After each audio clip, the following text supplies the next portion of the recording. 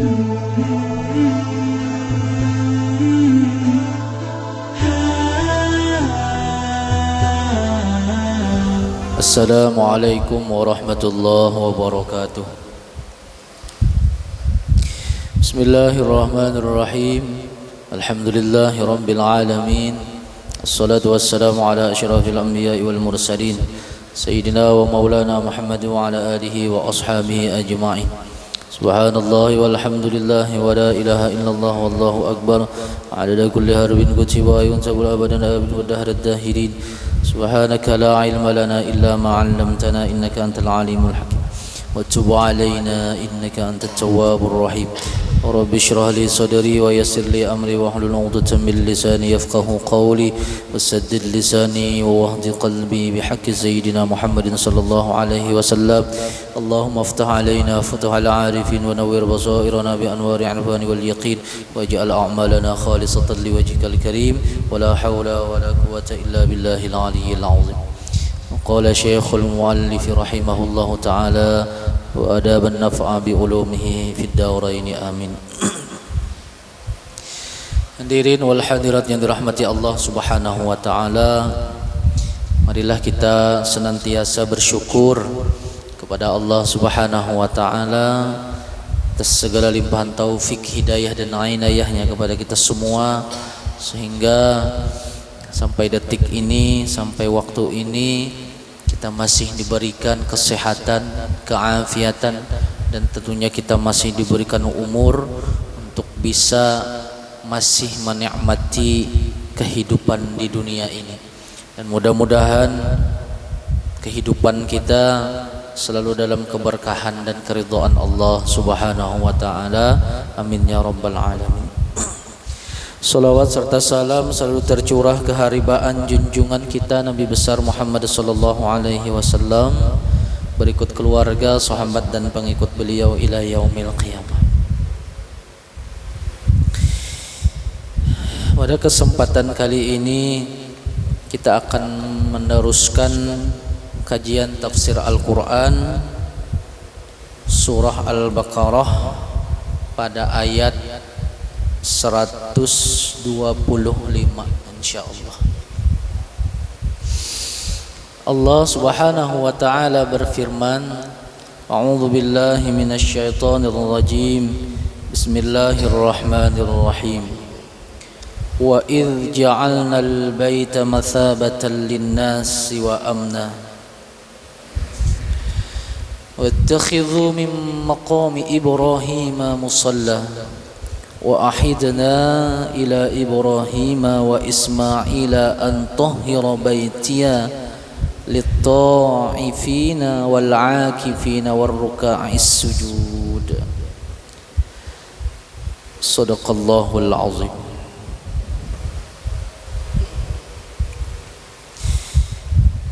Permulaan ayat ini dimulakan dengan kalimat wa'idh, yang apabila dimulai dengan kalimat ini berarti masih melanjutkan daripada ayat sebelumnya. Dan juga ketika diawali dengan kalimat wa'idh berarti Allah ingin bahwasanya kita mengambil pelajaran daripada ayat yang akan kita jelaskan ini. Jadi ayat yang akan kita bahas ini surah Al-Baqarah ayat 125 ini masih berkenaan tentang Nabi Ibrahim alaihi salam. Kalau dari ayat 124 itu mengisahkan atau menceritakan tentang bagaimana tantangan, ujian yang dihadapi oleh Nabi Ibrahim untuk mencapai suatu derajat yang mulia di sisi Allah Subhanahu wa taala. Nah, kalau ayat 125 ini menceritakan tentang bagaimana Nabi Ibrahim alaihi salam beserta anak beliau Nabi Ismail alaihi salam menjalankan dengan sepenuhnya, dengan seikhlasnya, dengan sekuat tenaga perintah dari Allah Subhanahu wa taala. Wa idz ja'alnal baita mathabatan linnas, ay wadhkuru idz ja'alnal baita, dan ingatlah oleh kalian ketika kami menjadikan Ka'bah, kami menjadikan Masjidil Haram. Jadi di situ Allah membuat dengan kalimat bait. Bait itu berarti rumah. Diambil dari kata bata yabitu, artinya bermalam di rumah atau berdiam di rumah pada malam hari. Bukan berarti bait itu atau baitullah itu rumah Allah, kada. Tetapi Allah ingin menjelaskan bahwasanya masjid itu perumpamaan rumah yang ketika kita sudah seharian begawi, kita seharian beraktivitas, ada yang jadi pedagang, ada yang jadi PNS, ada yang jadi apa lagi, macam-macam, seharian sudah begawi ke segala penjuru, ada yang ke selatan, ada yang ke timur, barat, utara. Nah, tetapi pasti kembali ke rumah. Untuk apa? Untuk istirahat. Nah, jadi masjid itu perumpamaan rumah untuk mengistirahatkan rohani kita dari segala hal yang terkait dengan keduniaan. Nah, jadi ketika kita kembali ke masjid, maka sepenuhnya kita di situ mengistirahatkan rohani kita, mengistirahatkan jiwa kita. Ketika kita datang ke masjid dengan membawa berbagai macam permasalahan, nang berdagang misalkan, mohon maaf, misalnya dagangan kada tapi laku, yang jadi buruh misalkan, angkutan kada tapi banyak, yang jadi petani hasil pertaniannya kada begitu banyak. Nah, ketika datang ke masjid, semua itu beban yang begitu banyak tadi itu. Nah, ketika kita datang dengan berserah diri kepada Allah, mengistirahatkan jiwa kita, rohani kita, maka insya Allah masalah yang ganal kayak apa aja itu akan dihadapi dengan nyaman dan tentram. Tetapi dengan catatan ke masjid itu dengan tujuan semata-mata bertaqarrub ilallah, mendekatkan diri kepada Allah. Nah, jadi mengapa di sini dibuat dengan kalimat bait atau rumah? Karena masjid itu perumpamaan rumah di mana kita guring pada malam hari. Makanya di dalam di dalam rukun haji itu ada istilah mabit. Mabit di Muzdalifah dan sebagainya. Karena bermalam pada malam itu. Nah, dari jar Allah, dan ingatlah ketika kami menjadikan rumah ay jami'al haram, sekalian Masjidil Haram. Jadi Masjidil Haram itu Ka'bah. Nah, Ka'bah itu adalah bangunan yang pertama kali diciptakan Allah di muka bumi ini sebelum Nabi Adam alaihi salam ada. Inna awwala baitin wudi'a lin-nas lalladzi bi Bakkah mubarakan wa hudal lin-nas. Nah, sesungguhnya yang paling awal bangunan yang diciptakan Allah di muka bumi untuk manusia itu adalah Ka'bah. Cuma Ka'bah dulu itu hanya masih pondasi. Siapa yang menciptakan? Allah. Nah, kalau Masjid Nabawi itu kan Rasulullah yang membangun. Nah, kalau Ka'bah ini yang membangun Allah, sudah ketentuan Allah. Wa idz ja'alnal baita mathabatan linnas, dan ingatlah ketika kami menjadikan rumah atau Ka'bah atau Baitul Haram atau Masjidil Haram mathabatan linnas ay marji'an lahum, sebagai tempat kembali atau tempat berkumpul semua manusia. Kalau kita berbicara tentang Ka'bah, berarti Ka'bah ini sebuah bangunan yang ada di tengah Masjidil Haram. Lalu Masjidil Haram itu adalah sebuah masjid yang ada di tengah kota Mekah. Nah, jadi Mekah ada Masjidil Haram, di tengahnya ada Ka'bah. Yang dalam penelitian sains, Ka'bah itu merupakan titik paling tengah bumi. Jadi kalau di dalam sains tuh Ka'bah itu titik paling tengah bumi, porosnya. Dan apabila ditarik ke atas itu sampai ke Baitul Ma'mur. Baitul Ma'mur itu Ka'bahnya orang-orang penduduk langit. Nah, nang dikelilingi malaikat setiap hari. Kalau kita Ka'bah kalau lah dikelilingi setiap hari. Nah, kalau di langit itu ada Baitul Ma'mur ngarannya. Nah, jadi Ka'bah, Masjidil Haram itu sebagai tempat berkumpul semua manusia dari segala penjuru dunia. Ada yang dari Eropa, ada yang dari Asia, ada yang dari Timur Tengah, ada yang dari Afrika, semuanya berkumpul menuju Baitullah pada musim haji. Dan hanya orang-orang yang mendapat panggilan dari Allah, yang mendapat hidayah dari Allah lah yang kawa datang ke Masjidil Haram itu. Buktinya apa? Banyak orang nang duitnya batuyuk, cuma kada tergerak hatinya tulak ke sana. Cuma ada juga orang nang tiap bulan mengumpulkan sedikit, amun dilihat gawian lu kada memudainya tuh nah. Artinya kada pacangan kawa berangkat ke sana amun dilihat dari gawian nih.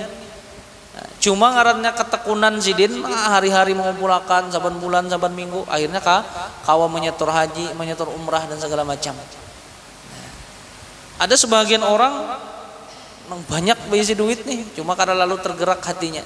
Nah, ini artinya apa?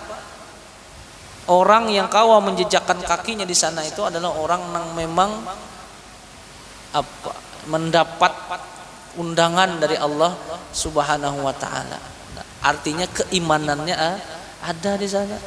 Nah, cuma orang nang tulak ke sana pun bermacam-macam. Ada nang niatnya karena Allah taala. Nah, amun orang yang niatnya karena Allah taala, maka sampai ke sana hati itu pasti tenang. Tenang, damai, tentram. Jangan lagi ketika tulak ke sana itu memikirkan mun aku tulak nih kayak apa toko nih nah, karena dana menjaga. Mun aku tulak nih walet nih kayak apa nih, bisa berhamburan nih karena dana manunya. Atau mun aku tulak nih kayak apa ini kayak apa itu. Amun sudah tulak ke sana bismillah lagi, hilang akan semuaan pikiran itu, lillahi ta'ala aja lagi. Nah, jadi sebagai tempat berkumpul manusia kulla amin pada setiap tahun bi a'yanihim wa au bi amzalihim, baik dia sorangan tulak atau secara berombongan. Mun orang nang berduit banyak ya kalau lah isi jet pribadi kawa aja tulak sorangan. Nah, biar kada menunggu jamaah. atau 4 haji plus kah? Oh ini haji plus bajatah juga lah. Mun bahari itu orang ada nang saban tahun tulak haji. Ada nang sampai 40 kali haji. Ada nang 12 kali, ada nang 20 kali. Mun wah ini duitnya batuyuk. Cuma babatas. Ada 16 tahun nanya kamu berangkat, ada nang 18. Jadi mudah-mudahan walaupun kayak itu mudah-mudahan kita berataan ditakdirakan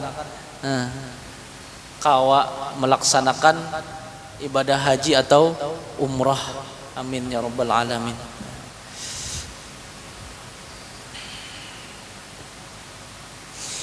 Kama qalahul Hasan, sebagaimana berkata Hasan, ini Hasanul Basri. Al-muradu yang dimaksud tempat berkumpul manusia dari segala penjuru itu apa Jarsidin? La yansarifu anhu ahadun. Tidak akan berpaling dari Ka'bah, dari Masjidil Haram itu oleh seorang jua pun illa wa huwa yatamanna al-'udu ilaihi, kecuali bercita-cita hendak bebulik lagi ke sana. Kira-kira pian-pian nang suah ke sana itu adalah nang jarak tulak ke sana. Rada kalau lah pasti hendak lagi sekali tulak datang pasti hendak lagi setelah. Artinya ada sesuatu apa di dalam jiwa itu nah ketika sampai ke sana bulik kita ke Indonesia ke tanah air pasti hendak bercita-cita ke sana lagi. Kadada orang-orang pas tulak ke sana itu bercita-cita ada hendak lagi aku jadi tulak umrah, ada hendak lagi tulak haji, kadada kira-kira berataannya pasti mencita-cita hendak kembali ke Al-Haramain, nah dua tanah haram itu Mekah dan Madinah.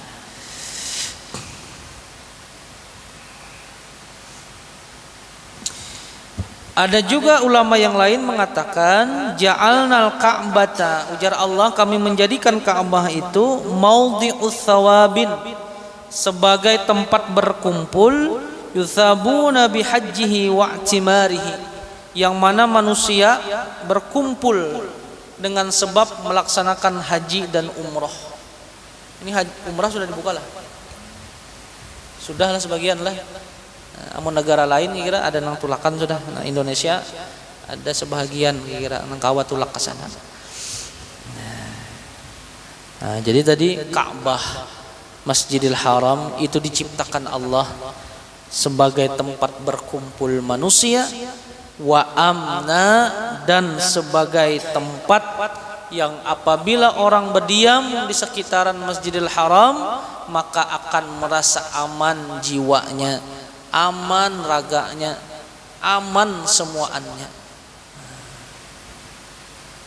Kalau ada orang tulak atau berangkat haji atau melaksanakan haji, di hatinya masih banyak perasaan waswis, masih banyak perasaan khawatir, maka orang itu hanya mendapat undangan zohirnya.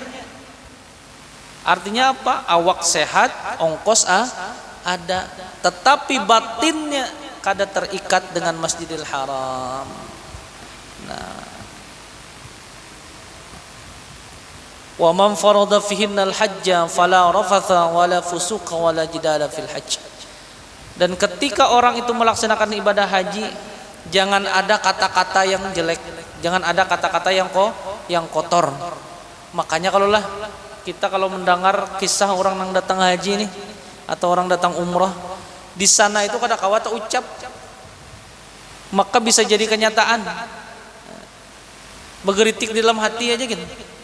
Sembahyang di Masjidil Haram nih, begeritik di hati. Mandak sandal di sini aja bisa hilang kan aja. Keluar udah sering hilang juga ya sandal. Sekalinya salah keluar lawangnya kan lawangnya banyak sama-sama. Masuk lawang ini, kena keluar lawang itu. Atau ada nang bapak begeritik di hati. Anu aja. Di sini aja panas ya. Kada kayak di Kada kayak di Indonesia. Harus bisa kepanasan bujur sidin gini situ. Artinya di sana itu kada kawa kita nemu pander yang macam-macam. Fala rafatha wala fusuqa. Dan jangan ada yang berbuat yang kada baik. Wala jidala fil hajj, dan jangan sampai ada yang bahwalan. Nah, dua laki bini dari rumah ketujuh bahwal sampai ke Makkah ya bahwalan aja masih juga, kekerasan aja masih. Mun kawa itu di arit ya kalau lah. Nah, jangan sampai ada pertentangan, apalagi sampai berkelahi misalkan di sana. Nah, itu larangan-larangannya.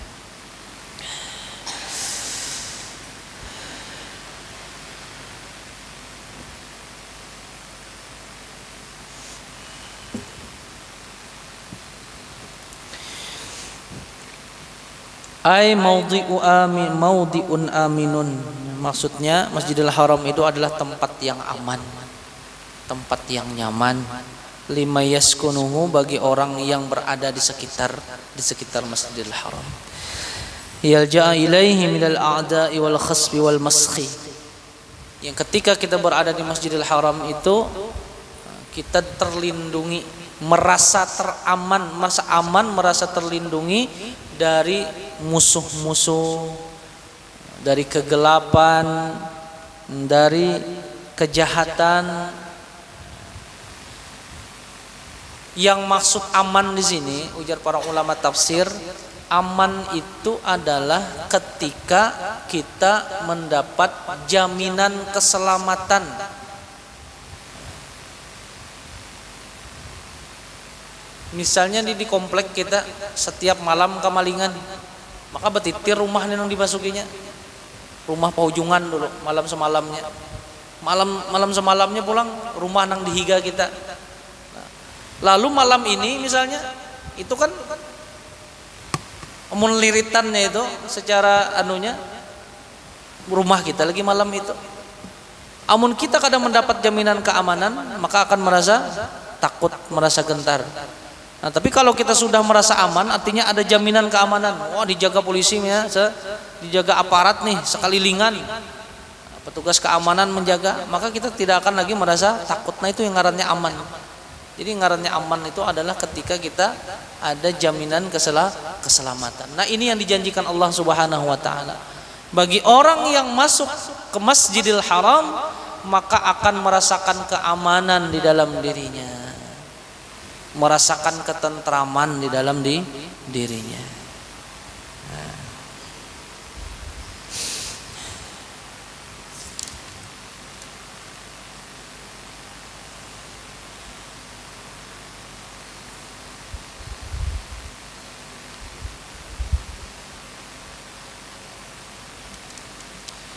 Wattakhidhu min maqami Ibrahim musalla,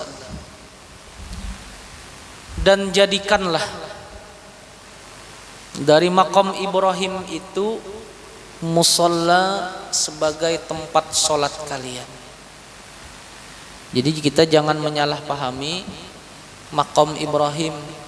Ada sebagian orang berpendapat atau berbicara tanpa ilmu, mengatakan makam Ibrahim itu kuburannya Nabi Ibrahim.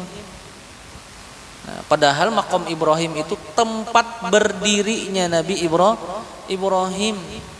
Diambil dari kata qoma yaqumu maqaman. Maqaman. Nah, itu adalah tempat berdiri Nabi Ibrahim alaihissalam. Itu kalau di Ka'bah itu sebelah mana tuh? Makam Ibrahim tuh. Namun di sebelah Ka'bah nang suhatulak itu kan ada nang pakai apa anu kuning betutup gitu, kayak kawat besi gitu. Nah, itu makam Ibrahim. Di dalamnya mun kita jinguk ada anu lah, ada kayak jejak batis. Nah, itu ada dua riwayat yang mengatakan Nabi Ibrahim dan Nabi Ismail diperintahkan oleh Allah Subhanahu wa taala untuk menjaga Ka'bah. Lalu disuruh untuk mendirikan Ka'bah, membaiki Ka'bah. Nah, lalu Ibrahim pada saat itu mulai menggawi Ka'bah ini, memasangi tembok, bahasa kita memasangi dindingnya. Nabi Ismail tukang ambil batunya. Nabi Ibrahim yang memasanginya. Nah, ketika bangunan Ka'bah itu sudah tinggi, lalu kada kawan Nabi Ibrahim nih, artinya kada sampai memasang lagi. Nah, lalu batu yang ada di higa itu, ini ada dua riwayat nih. Yang pertama riwayat mengatakan Nabi Ibrahim ini berjajak di batu tuh, supaya tertinggi kalau lah memasang nih. Nah, ada yang mengatakan batu yang dijajak Nabi Ibrahim itu menjadi lembek, menjadi lembut dijajak. Bahasa kita tuh kada karas lagi. Salah satu mukjizatnya Nabi Ibrahim kan, dijajak nih batu nih. Lalu bahasa kita tuh lembek batu tuh, nah kada kasar lagi dijajak. Nah, ketika batu itu menjadi lembek, menjadi lamah, menjadi lembut, lalu bebakaslah batis Nabi Ibrahim itu di situ. Nah, makanya sampai sekarang kalau lah ada itu bekas batis itu. Nah, itu riwayat yang pertama. Nah, riwayat yang kedua mengatakan batu itu istilah dipahat oleh Nabi Ibrahim dengan bentuk batis sidin, supaya apa? Supaya ketika sidin berdiri kada goyang masa kita, supaya nahap sidin berinjak. Nah, dari situlah dikenal dengan makom Ibrahim, tempat berdirinya Nabi Ibrahim alaihi salam untuk memasang tembok Ka'bah. Itu kisahnya nih, riwayatnya. Jadi makom itu lain kuburan. Namun bahasa kita makom itu kuburan lah. Makom ini kalau dalam ilmu tasrif itu ngarannya simakan, nama tempat berdirinya Nabi Ibrahim alaihi salam.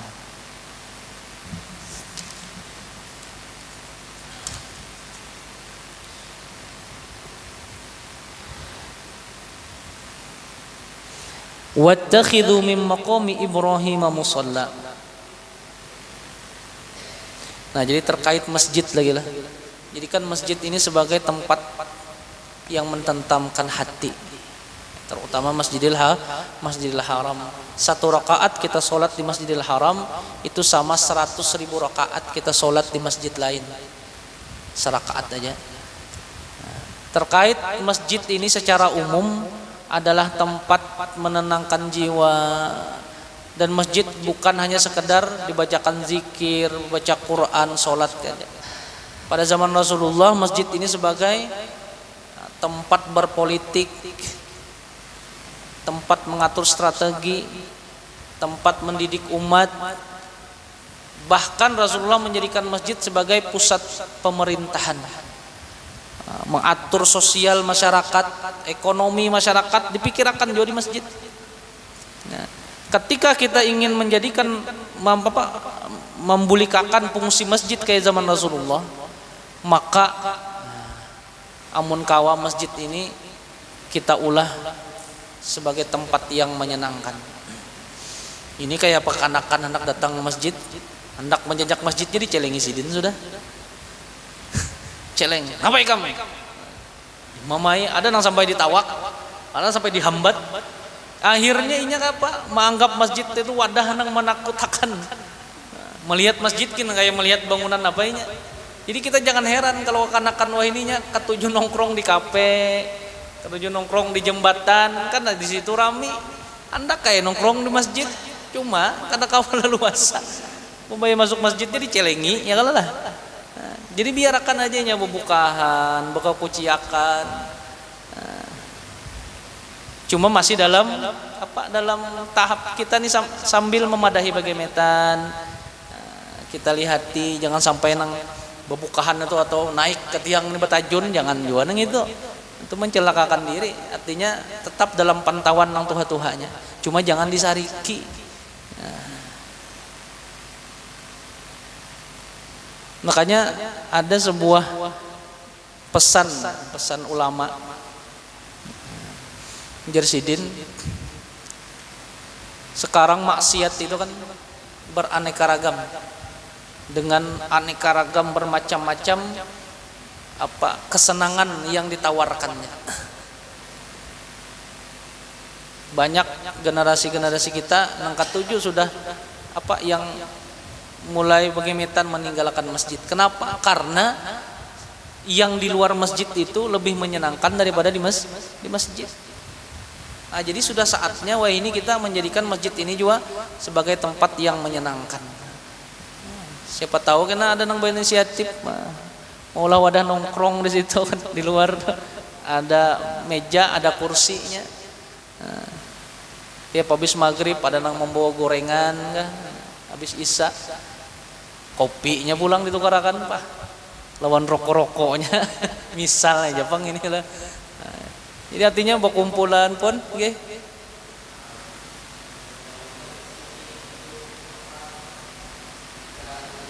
Nggih. Nggih.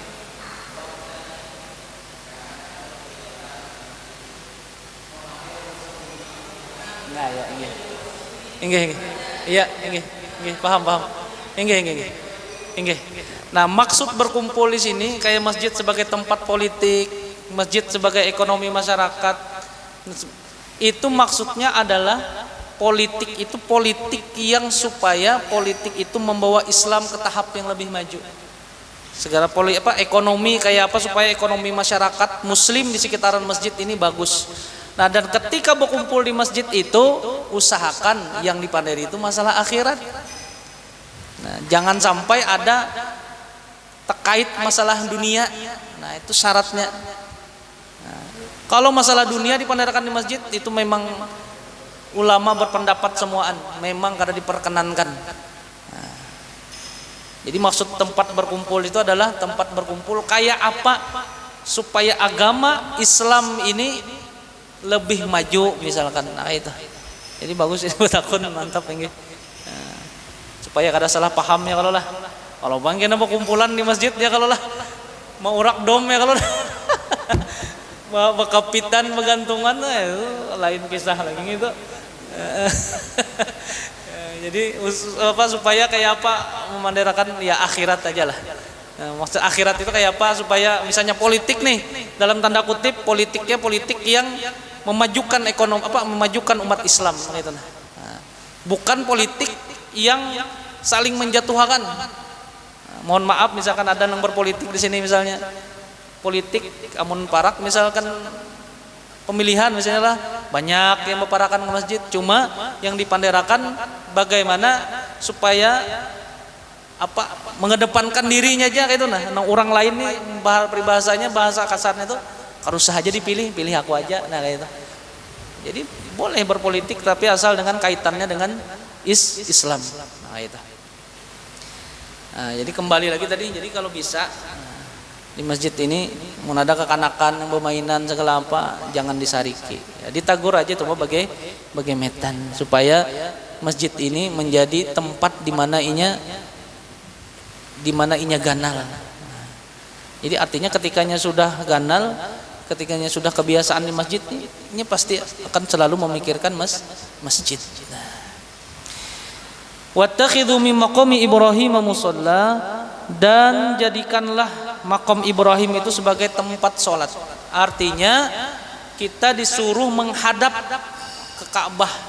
Semuaan penjuru dunia disuruh menghadap ke Ka'bah itu.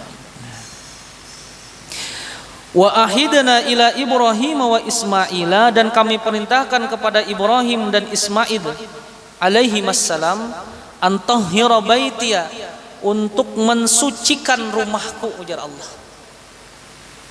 Mensucikan dari segala kotoran yang nampak, dari najis, sesuatu yang menjijikan, dan secara hakikatnya mensucikan Ka'bah, Baitul Haram itu, Masjidil Haram itu dengan membina kejiwaan, mensucikan hati manusia daripada segala penyakit hati.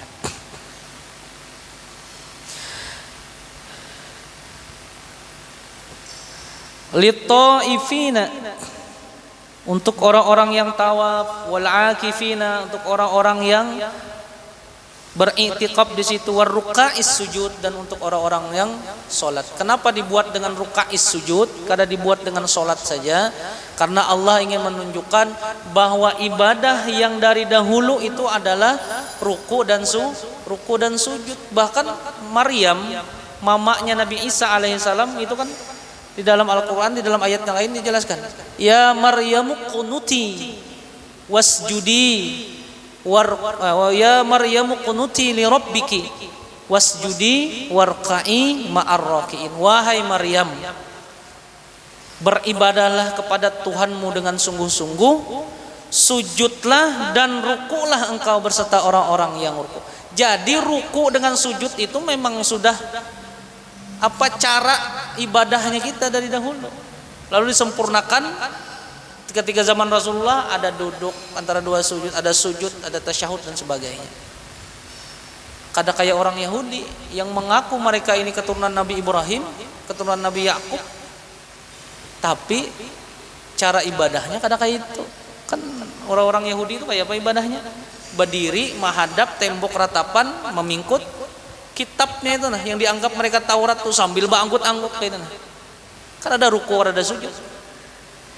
Bahkan ada yang mohon maaf mengaku sebagai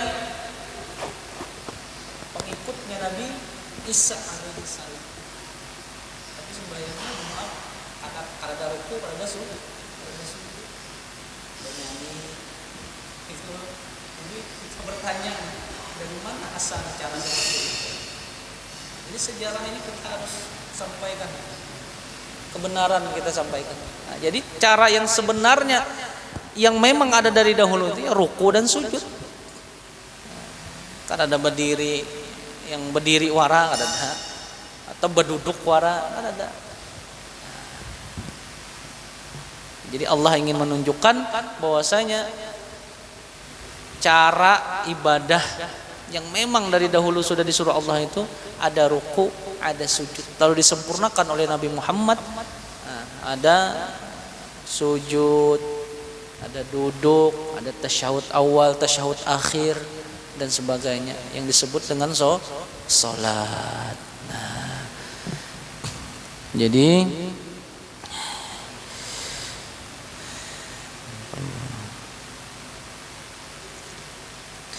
ada 3 kunci ketika kita melaksanakan haji atau umrah. Nah, ketika kita tawaf itu kita sama dengan mengagungkan Ka'bah. Kan kita tawaf lah, itu mengagungkan Ka'bah maknanya. Lalu ketika kita i'tikaf, nah i'tikaf ini kita memuliakan rumah Allah.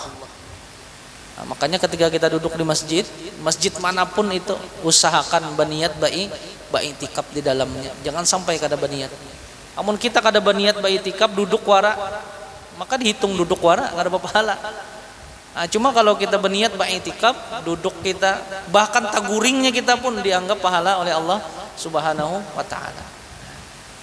Dan yang ketiga, ruku dan sujud itu adalah orang-orang yang mendekatkan diri kepada Allah Subhanahu wa taala. Cuma kita jangan salah sangkalah, kebanyakan orang amun umrah atau haji itu kan biasanya hotel itu terjauh dari Ka'bah, dari Ka'bah lah, dari Masjidil Haram itu. Kan banyak orang tuh nang berjalan hendak mendapati kemuliaan daripada nang 100.000 rakaat, 100.000 derajatnya daripada sholat di masjid lain gitu kalau lah. Cuma kadang-kadang ketika sudah melaksanakan itu, pas hari hanya ketika hendak wukuf di Arafah itu garing, pas kada kawa umpat yang wajibnya. Padahal wukuf itu kan rukunnya, mabit, nah itu rukunnya. Cuma karena mengejar yang sunnah-sunnah tadi, akhirnya nang wajib nang rukunnya tertinggalkan. Nah, kadang-kadang kan keadaan nih sudah kada memungkinkan kesehatan, tulak terus sekalinya pas para karihanya manu rukunnya pas garing kada kawal lagi. Nah jadi jangan sampai nang kayak itu. Artinya menurut Al-Imam Jalaluddin As-Suyuti ujar Sidin, yang ngarannya Masjidil Haram itu bukan hanya nang di muka Ka'bah itu, di sekitarannya tuh nah, ataupun masjid yang di sekitaran Masjidil Haram itu pun termasuk dalam apa? Dalam yang satu rakaatnya dapat 100.000 pahala, 100.000 derajat. Nah, jadi ibaratnya kita nih keadaan itu jangan dipaksakan manunya. Cuma kalau nyakawa silahkan. Anu dia perbanyak aja terus nang sunahnya. Cuma jangan sampai ketika itu nang wajibnya tertinggalkan. Nah, jadi mudah-mudahan kita semua ditakdirkan oleh Allah Subhanahu wa taala untuk kawa menginjakkan kaki kita di Mekah ataupun di Madinah. Mudah-mudahan Allah berikan rezeki yang halal yang berlimpah kepada kita, dan mudah-mudahan kita dimatikan dalam keadaan husnul khatimah, mendapatkan syafaat dari Rasulullah sallallahu alaihi wasallam. Amin ya rabbal alamin. Al-Fatihah. A'udzubillahi minasyaitonir rajim. Bismillahirrahmanirrahim. Alhamdulillahirabbil alamin arrahmanir rahim maliki yaumiddin. إياك نعبد وإياك نستعين اهدنا الصراط المستقيم صراط الذين أنعمت عليهم غير المغضوب عليهم ولا الضالين آمين يا الله. بسم الله الرحمن الرحيم الحمد لله رب العالمين والصلاة والسلام على أشرف الأنبياء والمرسلين سيدنا ومولانا محمد وعلى آله وصحبه أجمعين. اللهم أغننا بالعلم وزينا بالحلم وأكرمنا بالتقوى وجملنا بالعافية. اللهم إنا نسألك علم النبيين أفضل المرسلين وإلهام الملائكة المقربين. اللهم إنا نعوذ بك من علم لا ينفع وقلب لا يخشى وعمل لا يرفع ودعاء يستجاب له برحمتك يا أرحم الراحمين. ربنا آتنا في الدنيا حسنة وفي الآخرة حسنة وقنا عذاب النار. صلى الله على سيدنا محمد وعلى آله وصحبه وسلم. سبحان ربك رب العزة عما يصفون سلام على المرسلين والحمد لله رب العالمين. تقبل الله منكم ومنكم تقبل يا كريم.